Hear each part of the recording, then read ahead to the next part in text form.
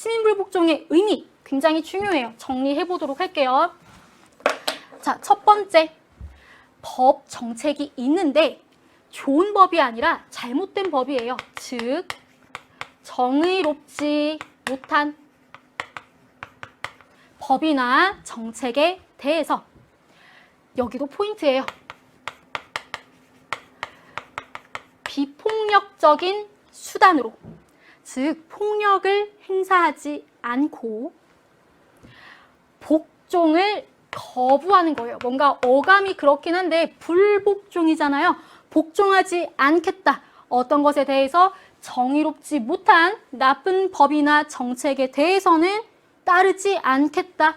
복종을 거부하는 것, 즉 법을 어기는 행위죠. 그래서 우리는 위법 행위라고 부릅니다. 시민 불복종을요. 그런데 왜 정의롭지 못한 법이나 정책에 대해서 이걸 거부하는 행위를 할까요? 뭘 위해서? 나의 개인적인 이익을 위해서? 아니겠죠. 우리 모두의 이익, 공익을 위해서 시민 불복종 운동을 행하는 거예요. 의미 기본적으로 살펴두고요. 제일 중요한 오늘의 핵심 내용. 이 시민 불복종 정당화 조건은요, 시험에 나옵니다. 나와요. 여러분들 이 부분은요, 객관식이든 서술형이든 반드시 나옵니다. 즉, 중요하고 암기도 필요하다라는 얘기겠죠. 정당화되려면, 시민 불복종이 정당성을 인정받기 위해서는 다음과 같은 4가지 조건을 충족시켜야 돼요. 지금부터 4가지 정당화 조건들을 하나하나 살펴보도록 하겠습니다. 매우 중요하다고 했어요. 우선 첫 번째로 선생님이랑 같이 적어볼게요. 목적의 정당성. 이 시민 불복종을 하는 목적이 정당해야 된다는 거예요. 다시, 내가 복종을 하고 싶지 않은, 복종을 거부하는, 불복종하는 법이 어떤 걸 훼손한 나쁜 법이어야 될까요? 우리 사회가 추구하는 올바름, 공정함, 옳음, 사회 정의를 훼손한 법이어야 합니다. 좋은 법에 대해서, 우리들의 권리를 잘 지켜주는 좋은 법에 대해서 거부하는 운동이 아니에요. 우리들의 권리를 침해하고 사회가 추구하는 올바름을 훼손하는 법이어야 불복종할 수 있는 법입니다. 그리고요, 나의 개인적인 이익 추구가 목적이냐? 아니에요. 내 개인적인 이익을 추구하기 위한 것이 아니라 반드시 중요하다고 했죠. 공익. 우리 모두의 이익, 우리 모두의 올바름을 실현하는 것이 목적인 행동이어야 합니다. 그래서 이걸 우리가 목적이 정당해야 된다라고 얘기를 하고요. 몇몇 교과서에서는 이것을 공공성 또는 공익성이라고 표현하기도 합니다. 공공의 이익을 추구하는 목적이어야 한다라는 얘기가 되겠죠. 이게 바로 첫 번째 시민 불복종이 정당성을 인정받기 위한 조건이고요. 두 번째 보도록 할게요. 두 번째는 최후의 수단성. 최후의 수단성이 아니죠. 수단. 여러분들 최후 무슨 뜻이에요? 마지막이란 뜻이겠죠. 모든 합법적인 수단을 다 동원해 봤어요.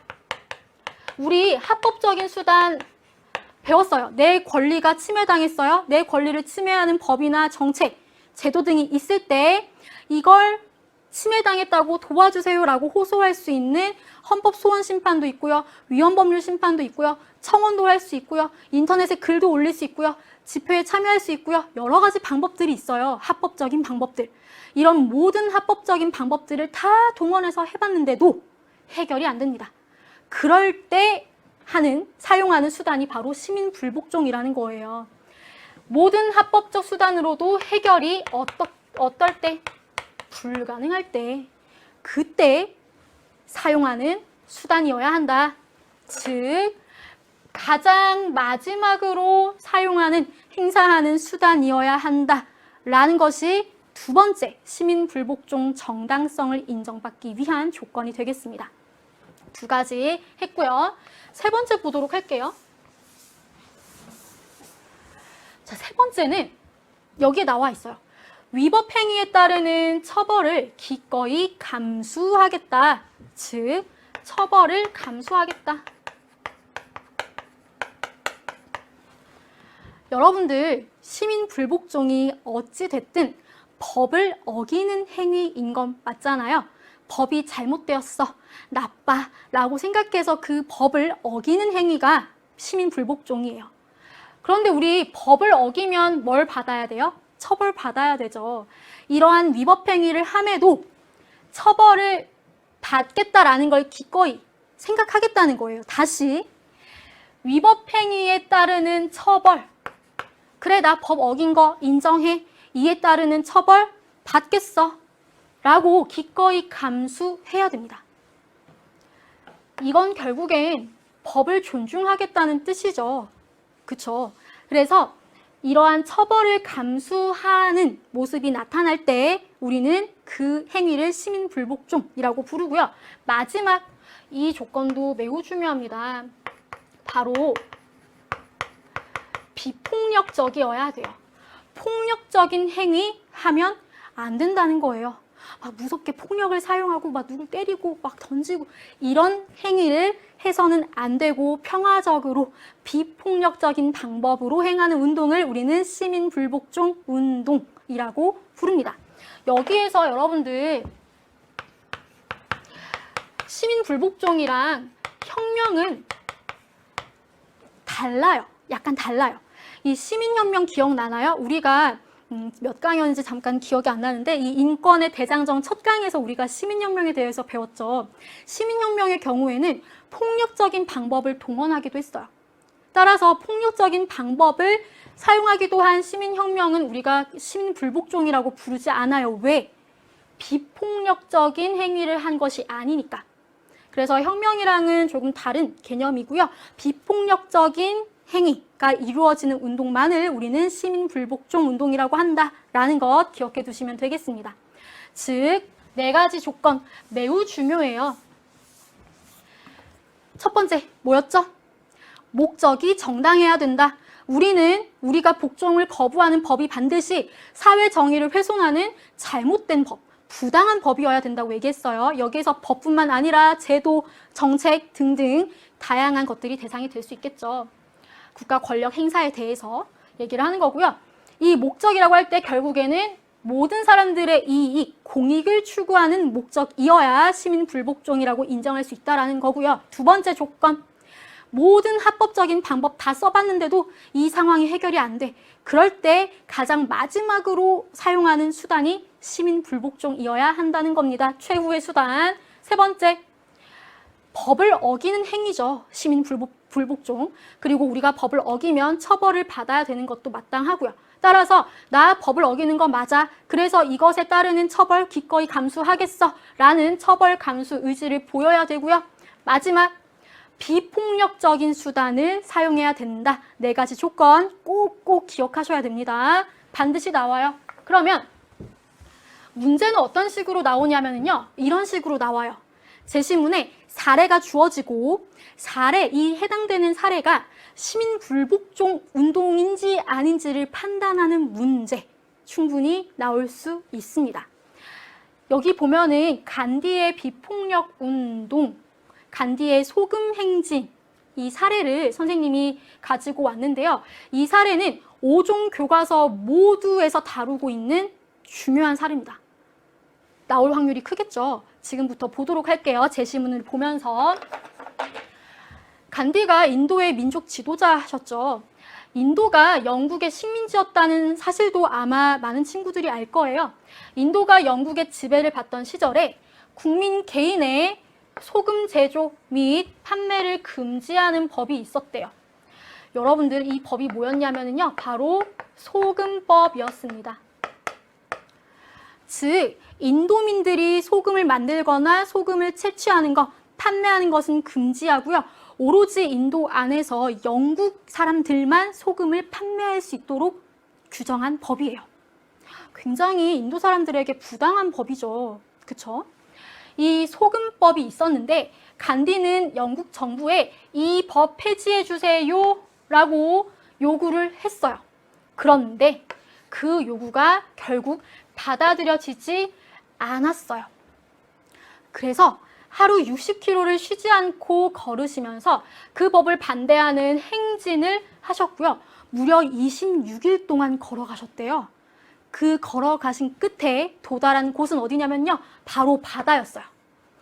바다에 직접 도착해서 수많은 사람들과 함께 소금을 만드는 그런 모습을 보이셨던 거죠.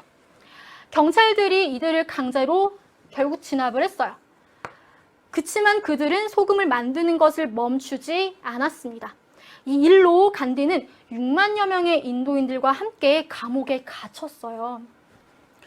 이때 간디가 이런 행진을 하는 모습을 보면서 정말 수만 명의 인도 사람들이 그 행렬에 참여했다고 해요. 결국 이 인도인들이 함께 감옥에 갇혔고요. 감옥에서도 간디는 단식으로 소금법에 대한 저항을 이어나갔다.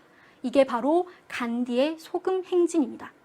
이 소금 행진을 계기로 인도 사람들이 얼마나 영국으로부터 독립하고 싶어 했는지 그 독립 의지를 전 세계에 알리는 계기가 되기도 했어요. 이러한 인도의 간디의 소금 행진이 바로 대표적인 시민 불복종의 사례인데요. 자, 문제는 어떻게 나오냐? 지금부터 선생님이랑 같이 체크를 해보도록 할게요. 선생님이 얘기를 했죠. 제시문에 나타난 사례가 시민 불복종에 해당되는지 여부를 판단하는 문제가 나올 수 있다. 그러면 이 행동들이 시민 불복종에 해당하는지를 알려면 뭘 파악해야 돼요? 그렇죠. 4가지 조건. 시민 불복종이 정당성을 인정받기 위한 4가지 조건을 모두 갖춰야 이걸 시민 불복종이야 라고 얘기할 수 있다는 거예요. 지금부터 간디가 주도한 소금 행진이 시민 불복종에 해당되는지 조건들 하나하나 찾아볼게요. 같이 해보도록 하겠습니다.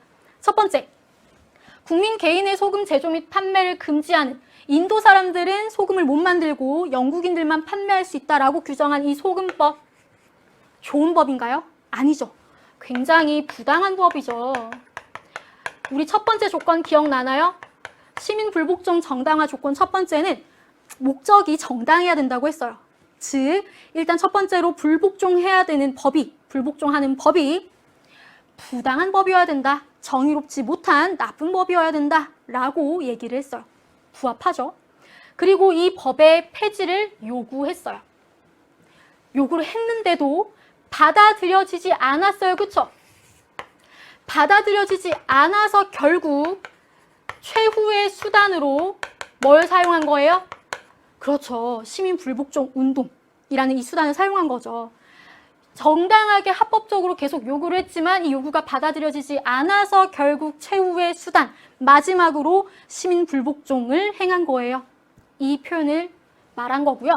하루 60km를 쉬지 않고 걸으면서 법을 반대하는 행진을 했대요.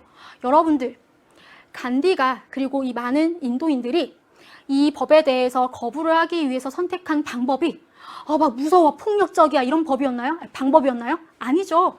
그저 뭐 하기만 하는 거였어요? 걷기. 그리고 바다에 가서 소금을 만드는 거. 이게 무서워요? 폭력적이어요? 아니죠. 이렇게 걷고 소금을 만드는 비폭력적인 방법을 사용했죠. 그래서 비폭력적인 수단, 방법을 사용했기 때문에 시민 불복종 운동의 정당화 조건 부합하구나 라는 걸 알 수 있고요. 마지막으로 4번째 조건이 있었어요. 순서는 조금 다르긴 했지만 위법행위라는 걸 알고 이걸 기꺼이 감수하겠다고 했어요. 뭘? 처벌. 그쵸? 처벌을 감수했는지 볼까요? 이 일로 간디는 6만여 명의 인도인들과 함께 감옥에 갇혔어요. 기꺼이 처벌 받아들였다는 거예요. 처벌 감수. 따라서 이러한 4가지 조건을 모두 갖췄기 때문에 간디가 행한, 수많은 인도 사람들이 행한 이 소금 행진은 바로 시민 불복종에 해당된다, 안 된다? 해당된다 라는 식으로 문제가 나온다는 것, 이렇게 파악할 수 있겠죠.